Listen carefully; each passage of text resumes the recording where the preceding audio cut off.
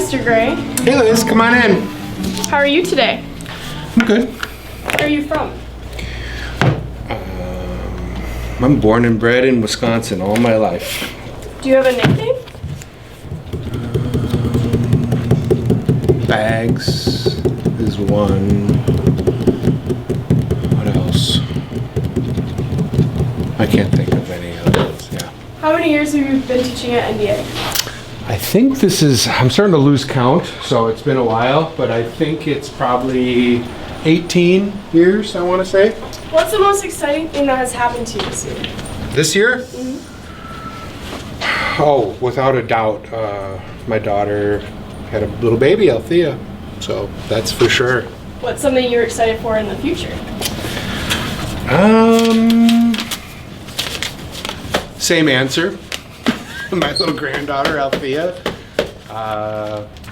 What else? What is something you are glad is behind you? What am I glad that's behind me?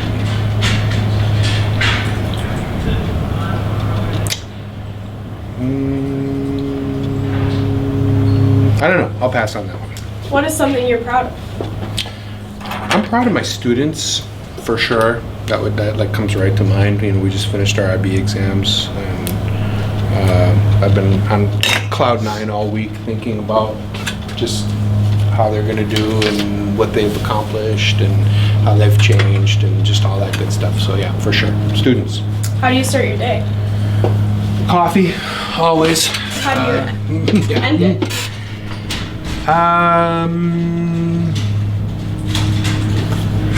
Nothing special, really.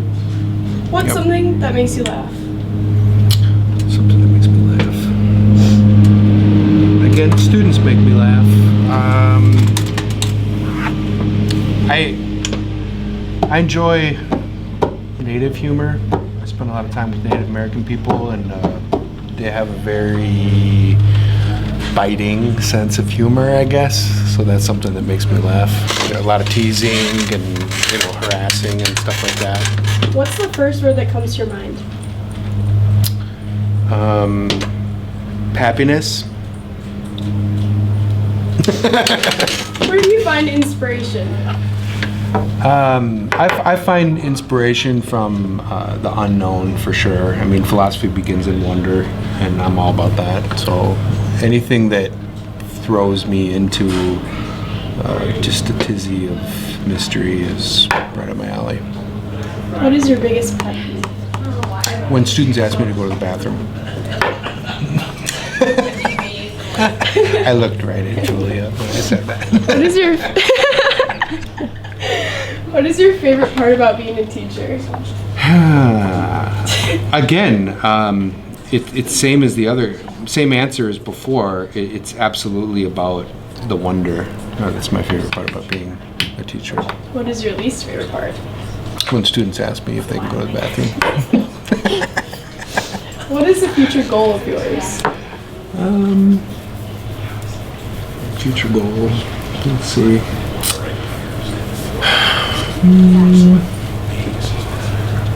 I'd like to have some bagpiping goals. I'd like to do some more competitions, bagpiping. I have some teaching goals. I'd like to continue to do some more IB work with Mr. Schultz, developing our IB program. I guess I have other personal goals as far as family and, again, my granddaughter, these kinds of things. I have goals for always expanding projects out in my little homestead, with I know a fun little goal. I want to build a pizza oven this summer, one of those like outdoor clay pizza ovens. I'm full of goals. Sounds tasty. What's the weirdest thing you have on your desk? It's all weird. Probably this guy here, my little troll. Does he have a name? Nordhap is his name, Nordhap. I like to put him on my desk during parent-teacher conferences. I kind of set him right here because he's like winking, and the parents will come and I have him on the desk here, and I'll like occasionally like look down at him and then look back at the parents and then look at the troll and then look at the parents. It's pretty funny. What is your favorite place in the world? Three Lakes, Wisconsin is the greatest place on earth. Yeah, yeah. What is on your mind? Just this interview. What is the holiest sound you've ever heard? Holiest sound I've ever heard. There's so many to pick from. Definitely, you know, the typical things like hearing your child born, you know, is big. I like to sing for Native American ceremonies, and there's been times that we'll be singing, and the sound of that is as holy as it gets. And then maybe lastly, there's obviously things in nature, or whether it's waves or wind or just anything like that, it's pretty profound. What is the best advice you've ever received? That's a tough question. Best advice I've ever received.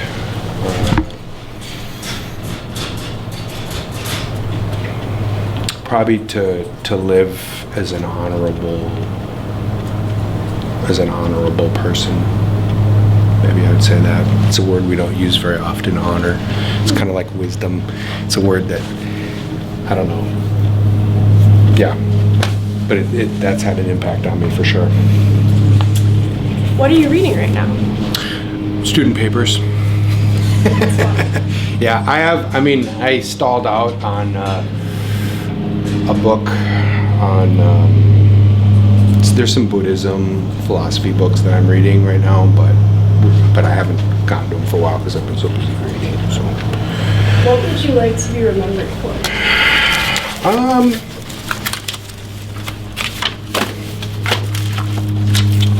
Hopefully, creativity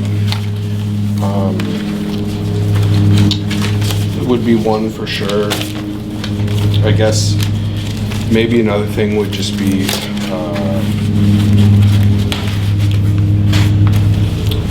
family comes to mind, what it means to be a father and a grandfather now. As far as teaching goes, it all comes back to wonder. So, you know, if I wanted to be remembered for something, or it would be hopefully that just that spirit of inquiry and embracing uncertainty, you know, things like that. What house would the Sorting Hat put you in? Gryffindor. I've done tests multiple times, and it's hands down Gryffindor. My daughter thinks I should be in Hufflepuff, but no, she's wrong. It's not right. My family tells me I'm a Slytherin. I'm like, You're a Slytherin? No, I think I'm a Gryffindor. I think I'd be like Harry and Well, you can choose. Yeah. Yeah. I'm absolutely Gryffindor, without a doubt. Yeah. Where do you see danger in the world? Well, certainly in the environment. I mean, the collapse of our environment is a profound danger. I think also there's a danger in people not being willing to think reflectively. So we see a lot of problems in politics today that are based off of people not thinking critically about their lives or even having any willingness to do so. So those, lots of fears for the future. What is your favorite song?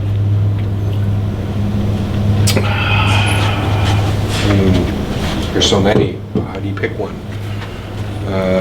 It'd have to be something by the Grateful Dead. Which one though? I don't know. I'll say Dark Star by the Grateful Dead, yeah. Who's your favorite philosopher? That's another one. It's like pick your favorite song. How do you pick your favorite philosopher?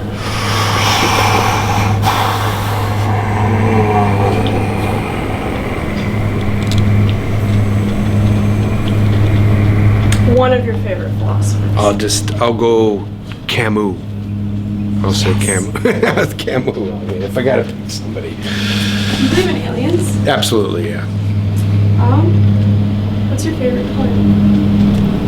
Green, I would say, or brown.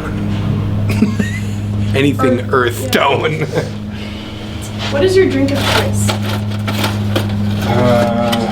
Coffee. Yeah, I mean, I drink a lot of tea. I love tea, but if I had to pick one or the other, it would have to be coffee. So coffee. Are you more right-brained or left-brained? Which one is which? I always forget. Right brain is creative, left brain is analytical. I'm absolutely. What was it again? Left brain. Left brain is analytical. Oh no! right brain is I'm right creative. brain. Do I'm you right know the brain Bo all the Burnham way. song? I am the right brain, I am the right brain, I work really... Oh wait, just... I think I got it wrong, but it's a good song. It's fun brain. Do you believe that humans are fundamentally good or evil? Good. Absolutely. Yeah. Who's your best friend at Notre Dame? Miss Malik. Coke or Pepsi? Coke. 100%. If you weren't a teacher, what would you be doing?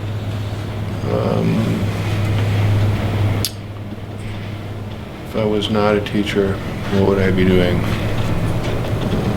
Well, when I was younger, I wanted to be, I think this exists, a professional bagpipe player. It's respectable. Yeah, I think I probably could have made that work in an alternate life. Yeah. How many cameras do you own? Oh, a lot. Most of them are film cameras. Maybe 20, I would say. What's something that changed you?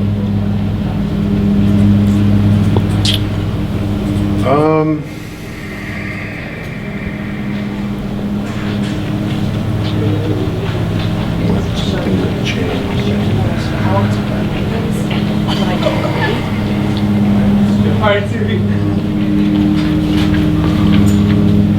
I think I'm hopefully always trying to change.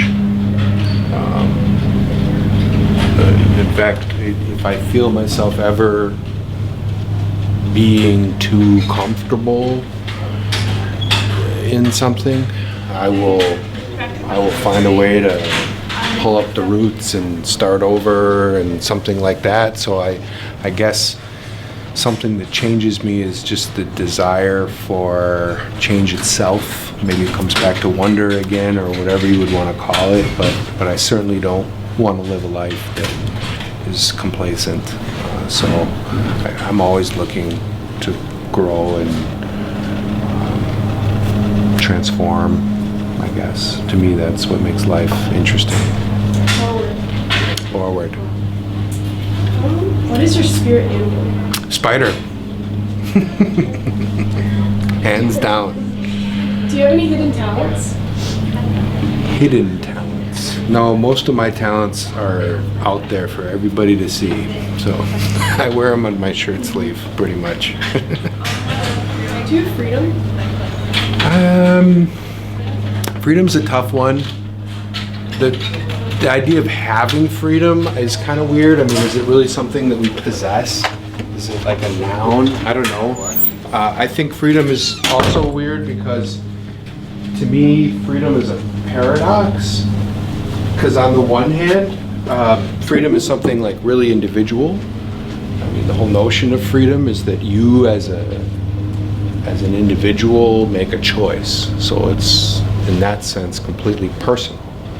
But on the other hand, I think freedom, like a true freedom, like a deeper freedom, goes beyond simply one's notion or idea of self. What I mean by that is that almost all of the world's religious traditions, their versions of salvation or enlightenment involve a surrender of the self, which on the one hand is an act of freedom, an individual choice to turn one's choice over, let's say, right, to something greater than oneself.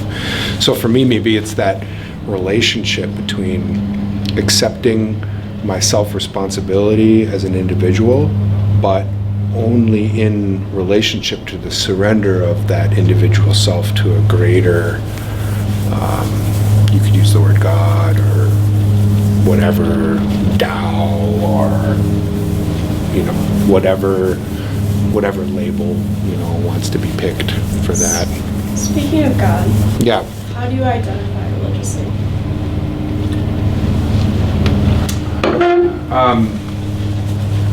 I suppose if I had to, I try not to identify specifically, but if I did, I guess I would have to say I've spent